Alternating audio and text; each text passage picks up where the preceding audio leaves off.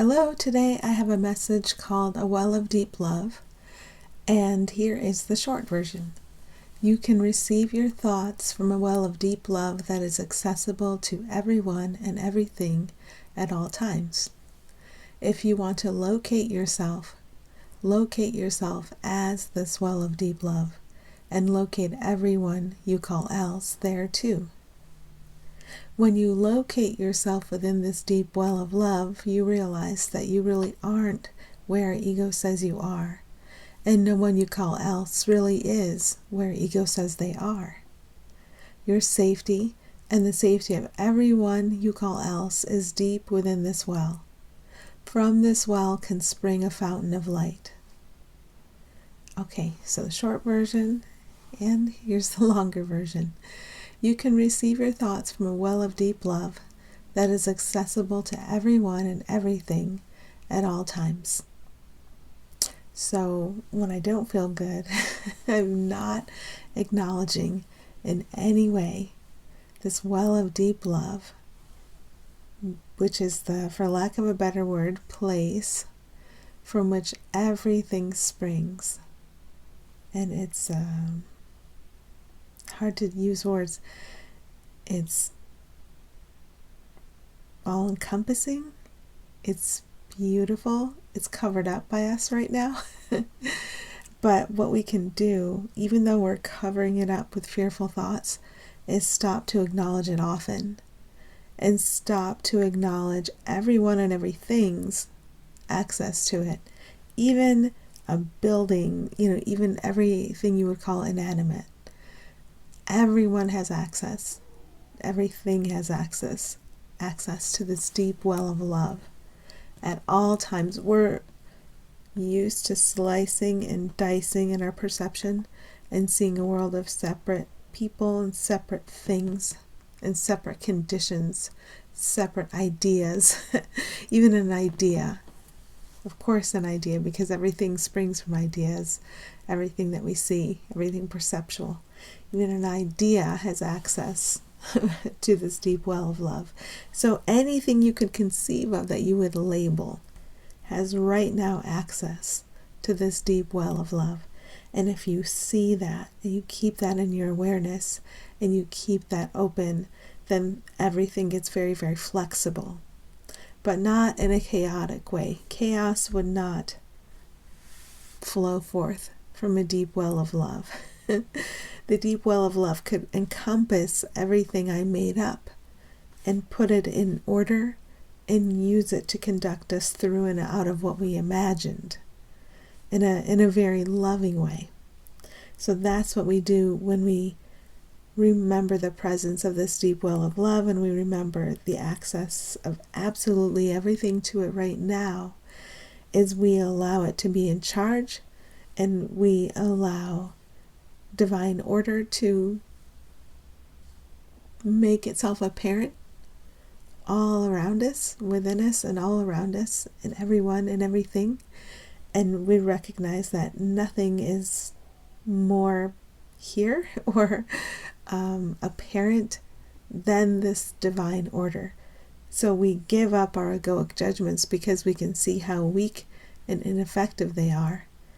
Even though they keep coming to us, that this little machine we made keeps sending us thoughts. But now we know I cannot pay attention to those thoughts. It's to my advantage and the advantage of everyone. Anything that's to my actual advantage is to the actual advantage of everyone and everything. In the world I made, something that's to the advantage of my person could be to the disadvantage of another person. But when we focus on this deep well of love from which we all spring, our being springs, then everything that's to my actual advantage is to the advantage of everyone and everything simultaneously. This is big stuff, not little stuff. So you can receive your thoughts from a well of deep love that is accessible to everyone and everything at all times. So I can just remember, this is where I want my thoughts to come from. And I can just reorient when I've backed myself into a corner today and I'm feeling not good.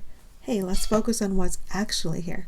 Let's focus on what's available to everyone and everything. If I'm looking at someone as lacking or doomed or doing the wrong thing, just plain wrong in some way, remember, oh, let's see the reality of them. They are connected to this deep well of love. They can receive thought from this deep well of love. That thought causes their perception of their own actions and speech, their perception of what they see as the world around them, their perception of me, their perception of everyone and everything, and same goes for me. Thought causes perception, and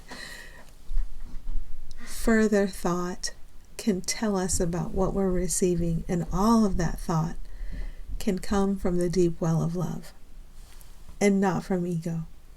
So when we feel the tension and stress of believing ego thoughts, we can turn back toward this resource that is open and available, this abundant resource that is open and available for everyone and everything right now. We can spend time focusing on the fact that it is so available to everyone and everything. Okay, so if you want to locate yourself as this deep well of love. And locate everyone you call else there too. So if you notice you have a thought that is less than kind, less than flattering, less than open, less than joyous about anyone or anything, then take that separate concept of person or thing or idea and remember where it actually is. It's from this deep well of love, not the surface of it.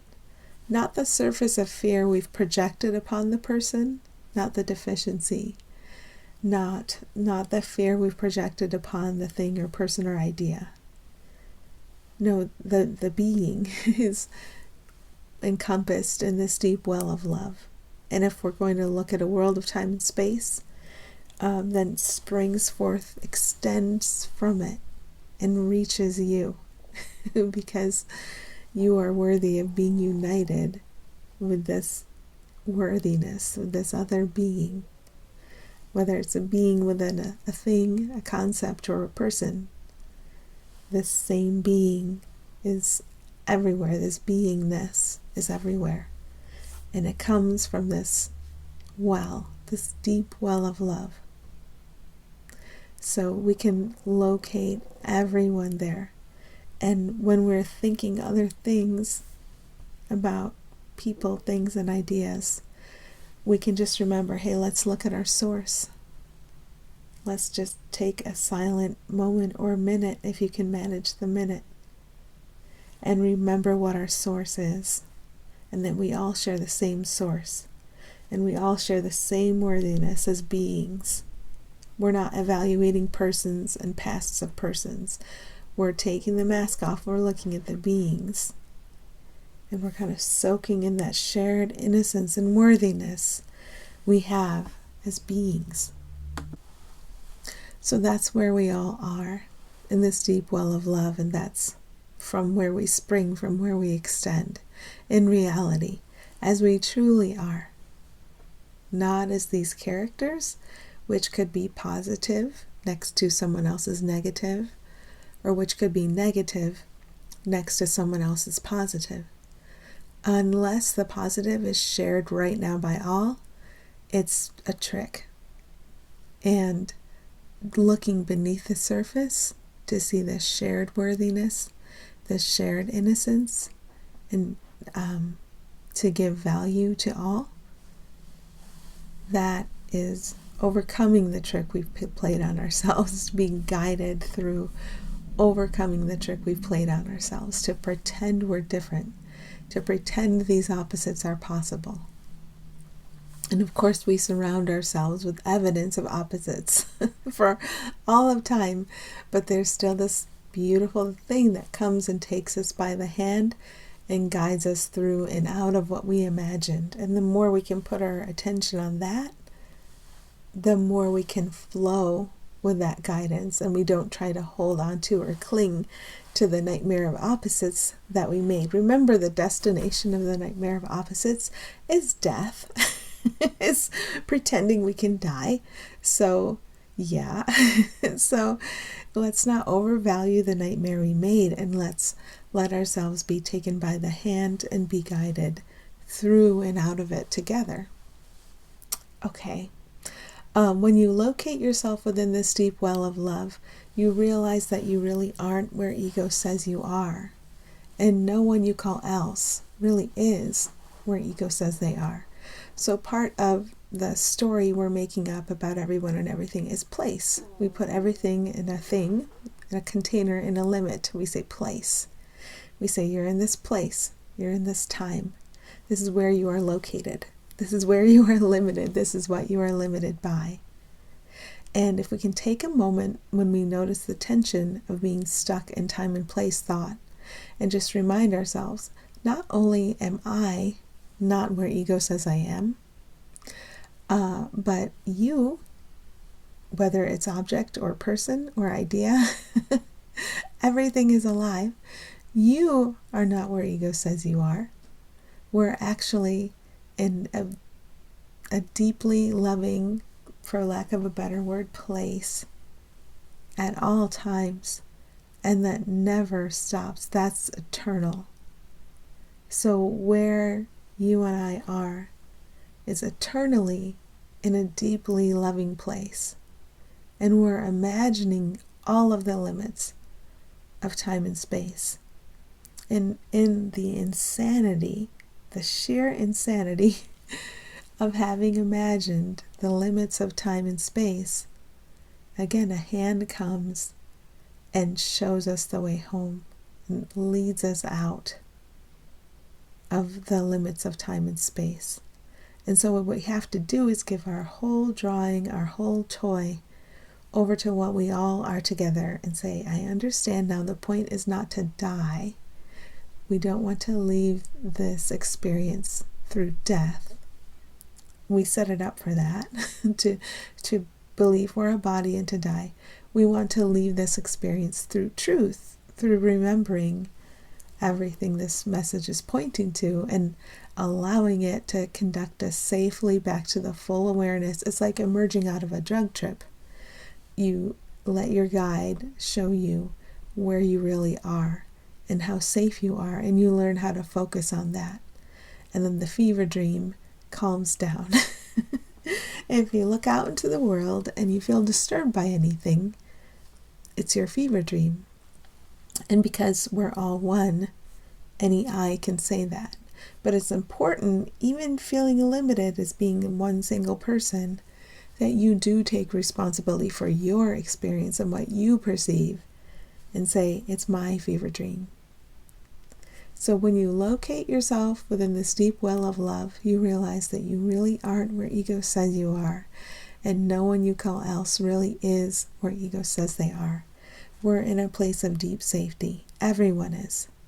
So no matter how dangerous the thing that seems to be outside us looks, we do have the power to turn inward and remember the reality of safety. That helps everything calm down. That helps helpful thoughts travel to and through everyone and everything and every idea around you. It helps everything calm down. So that's what we're here to do, to calm down and deeply, and to share the calming down. Your safety and the safety of everyone you call else is deep within this well. Yeah, I already talked about this. Let's see if there's anything else we can say. The safety of everyone you call else is worth some attention, because some thoughts will come today about how people or things or conditions, ideas, are unsafe. But if the truth of everyone and everything, shining behind everyone and everything, is deep safety, we don't have to give attention to the surface. We trained very hard to give as much attention as we could to the surface. And now we're training to give as much attention as we can to the substance. The substance can directly contradict what we see as the surface. So the substance is the deep safety of all. Your safety and the safety of everyone you call else is deep within this well. So if you look at, let's say, an environmental factor, and somebody or you has called this environmental factor damaging, remember that it's your fever dream, and why are you experiencing the idea of damage? Because you wanted to. Because where you actually are is in a deeply safe place where damage isn't even a thing. It doesn't exist. It doesn't truly exist. You had to imagine it to give yourself the experience of it. And it's your fever dream, so you're imagining the damage. Now, I can say this. I see these concepts out in my world. It's my fever dream. And we trained ourselves to be satisfied by the appearance of things, both positive and negative, and then try to put them together in an equation, and to say one positive thing can win out over one negative thing, and then everything will be okay. But we need time for that to be carried out. Actually, there's only the one thing, and I've imagined everything else. And when I can admit that to myself, and it's not just only positive exists and there was never negative. I invented positive and negative in opposition, and I can say this, to pretend that there isn't only love forever. And that's all I'm up to here. No matter how monstrous the form outside of myself seems to be, I invented it. In A Course in Miracles it says, I have done this thing, and it is this I would undo. What is being undone is actually nothing. We didn't do anything if we imagined it. So there's that to remember too. Your safety and the safety of everyone you call else is deep within this well. So it's never a waste of time to return our attention to this well of deep love that is the reality of everyone, everything, every idea. Let me cover anything you could ever call separate and encompass it in that. From this well can spring a fountain of light. So we acknowledge this well. We remember this well. We put our attention on this well. Then we allow light to flood our minds. Then we allow light to flood our perception. Then we allow light to show us peace, like a fireworks show. Before we let go of our fever dream, it turns into a means of making it very obvious to all of us that harmlessness is real, that peace is real, is eternal, that joy is our true nature of all of us. We don't make any exceptions. If you've set up all your dearly loved ones to be characters in your dream, then this phase of the dream where we allow the light to flood it shows us everyone in the innocence they always have been. There is no, forget the persons are what we're projecting. There is no being who is not 100% innocent. The very nature of a being is innocence, eternal innocence. And that's the reality of all of us. So if we can pry our attention away from what we're feverishly imagining today and take a moment to turn inward and remember from this well of deep love, which is my source and the source of everyone and everything and every idea, every concept, from this well can spring a fountain of light. And then we can allow that light to do what it will. At this point, we don't want an ego to take over and say, here's what the light's going to do, and here's the light's going to come to this person, but not to that person. And we don't play. We don't play. We don't try to invent a secondary dream from the ego and say what forms this light is going to take. It's important to keep our finger on the switch and to just allow it. Just allow it.